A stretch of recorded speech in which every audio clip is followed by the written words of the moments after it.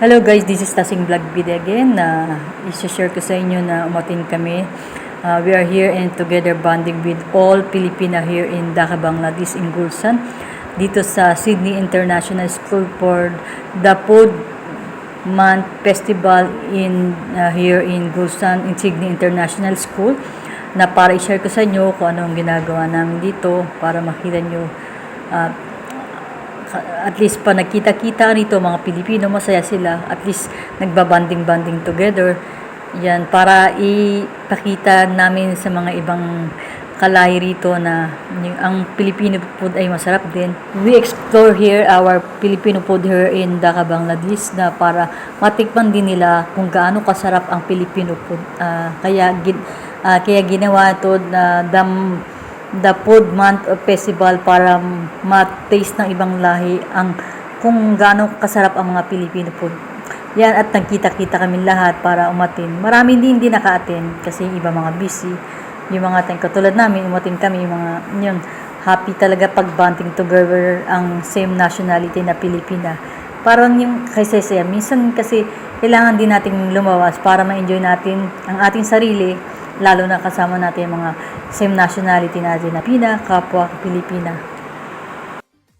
Of course, kasama rin namin mga aming anak, yung mga kid namin, para mag-enjoy din sila at ma-meet nila ang mga kapwa Pilipina na mga anak na mga magulang nila, para ma-enjoy din nila ang kanilang sarili. Andyan na yun. Katulad niyan, dinedemo nila kung sino yung magdedemo sila kung paano lutuin yung different kind of dishes, Filipino food, para makita ng ibang kalay, katulad ng mga foreigner din dito, Amerikano, Indian, Bangladesh, Sri Lanka, international visitor here in this program. The Food Month Festival this April, this is April 27 Saturday. Actually, I upload this date upload. Nandito rin kami para mag-picture taking to each other, remembrance para sa isa siya. Habang nag-video ako, yan, tinitingnan ko sila. At least nag-enjoy ako. At least feeling mo parang nasa Pilipinas ka rin, kasi nagkasama-sama ang same nationality na Pilipina, nag-enjoy. Kaya paminsan-minsan, din natin ang lumabas para i-enjoy natin ang ating sarili, na ma-meet natin uli ang ating kapwa Pilipino, kasi di ba iba talaga pag kapwa Pilipino mo meet mo, di ba masaya, parang nakakawala ng stress. Naway magustuhan nyo itong aking share nyo na yun, parang kayo rin, di ba, lalo na mga OFW nasa ibang country, di ba, pa nagkasama-sama ang same nationality ng Pilipina, di ba, nag-enjoy din kayo, at iba ang pakiramdam natin pag na-meet natin ang ating nationality. Di ba, masaya tayo, at least nag-enjoy tayo.